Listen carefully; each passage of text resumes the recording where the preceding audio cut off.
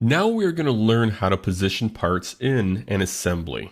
But first, if you would like to work along with me, go into your Working Files folder and open these three part files: the U-bracket, pin, and square block.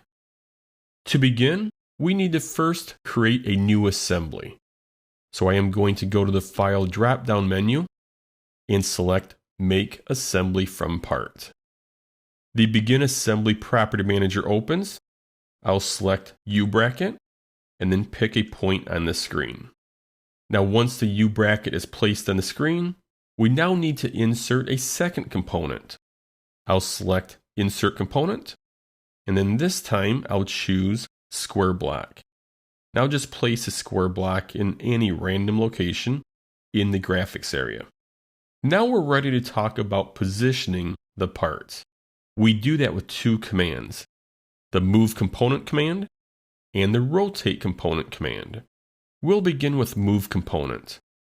Notice the Move Component Property Manager opens, and currently it is at free drag. That means I can move the square block in all directions. Now if I close out of the Move Component command, and then I go back into it and try to move the U-bracket, I'll receive a message stating the component is fixed and it cannot be moved. Now why is that? First, I'll close out of the Move command. Let's take a look at the Feature Manager design tree. Notice the U-bracket has a letter F inside of parentheses, and the square block has a dash inside of the parentheses. The first component you insert into a new assembly is fixed by default, which means it cannot move. So that's why we can't move the U-bracket. Now if you do want to move the U-bracket, you simply right mouse click on the U-bracket and select Float. Float is the opposite of fixed. Once I select Float, notice we see the dash sign. If I go to Move Component, now I can move the U-bracket.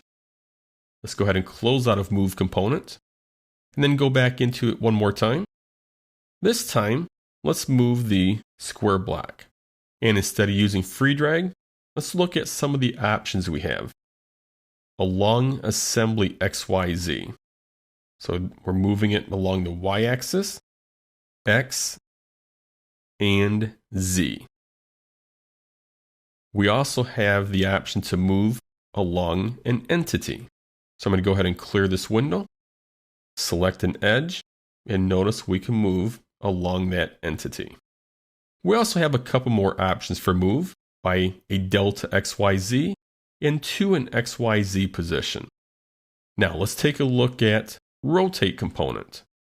Once again, it defaults to free drag. It allows me to freely rotate the component. Other options are About Entity. So if I select this edge here, notice how I can rotate it. And my last option is by delta XYZ. So there's a couple ways that you can move and rotate a component.